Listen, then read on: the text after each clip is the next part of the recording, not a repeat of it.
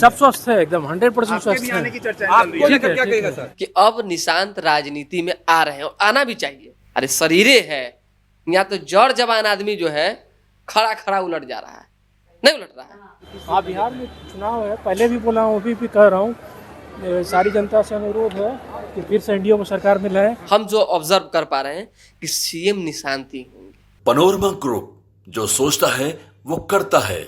तो आपने सुना सीएम नीतीश के बेटे निशांत को, जब मीडिया कर्मियों ने उनसे राजनीति में आने के इस पर सवाल किया तो उन्होंने किस तरह से जवाब दिया।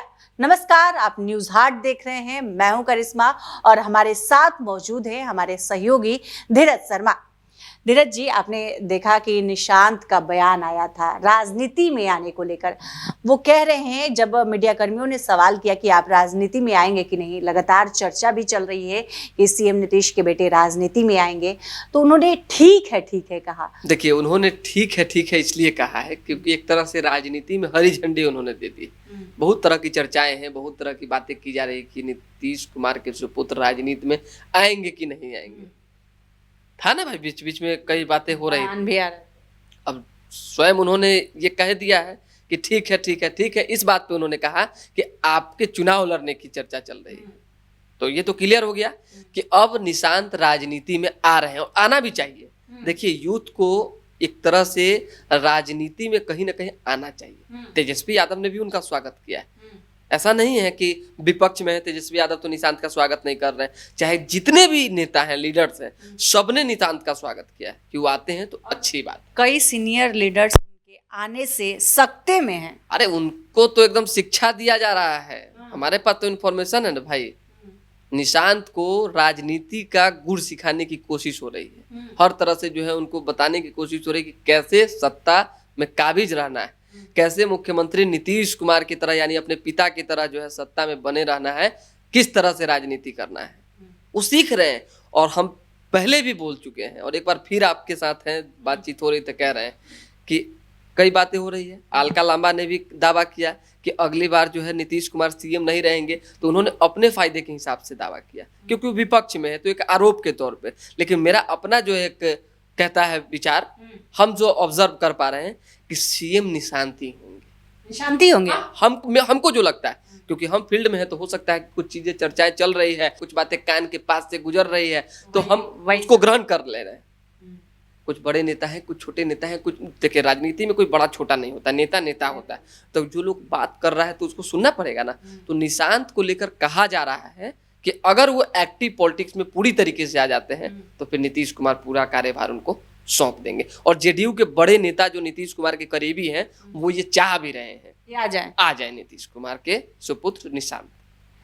एक और बात, सीएम नीतीश को लेकर लगातार चर्चा चल रही थी कि उनकी तबीयत खराब है, अस्वस्थ है। तेजस्वी यादव भी कई तरह के उन पर आरोप लगाते रहते हैं कि अब उनसे सत्ता नहीं चल रहा है, छोड़ देना चाहिए। आज तो बहुत बड़ा बयान दे दिया है उन्होंने कि कितना दिन चलेगा खराब गाड़ी, नीतीश कुमार को कह रहे हैं। लेकिन उनके बेटा कह रहे हैं कि पापा पूरी तरह से स्वस्थ हैं। आपको क्या लगता है? लेकिन निशांत ने तो ये भी क्लियर कर दिया ना कि लंबे अरसे बाद क्या, इससे पहले उन्होंने कभी इस तरह का पलटवार किया ही नहीं था। विपक्षी खेमा, तेजस्वी का जवाब ही नहीं, तेजस्वी का ही नहीं, किसी का जवाब उन्होंने नहीं दिया। विपक्षी खेमा का कोई नेता अगर उनके पिता पर टारगेट कर रहे हैं, आरोप लगा रहे हैं, तंज कस रहे हैं और विपक्ष होने की अपनी जो एक भागीदारी है वो अदा कर रहे हैं, तो उनके सुपुत्र जो है वो बैकबोन की तरह वो बता रहे हैं कि नहीं, हमारे पिताजी स्वस्थ है पूरी तरीके से। उन्होंने बिहार में जो विकास की धाराएं एक लकीर खींची है, वो एक लंबी लकीर है और उससे मिटाई नहीं जा सकती है। उन्होंने तेजस्वी यादव पर हमला बोलकर, पलटवार कर ये भी साबित किया है कि अब जो है धीरे धीरे करके निशांत अपनी नाव को नदी में उतारने की कोशिश कर रहे हैं और खुद केवट भी बनेंगे। आप ये जान लीजिए, नाव ही नदी में नहीं उतरेगी, खुद केवट भी बनेंगे।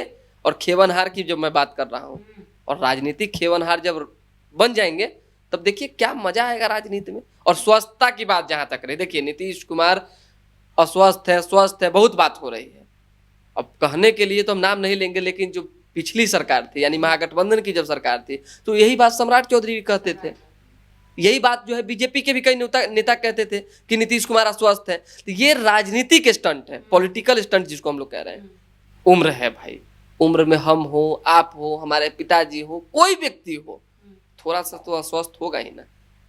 अरे शरीरे है, यहाँ तो जड़ जवान आदमी जो है खड़ा खड़ा उलट जा रहा है, नहीं उलट रहा है।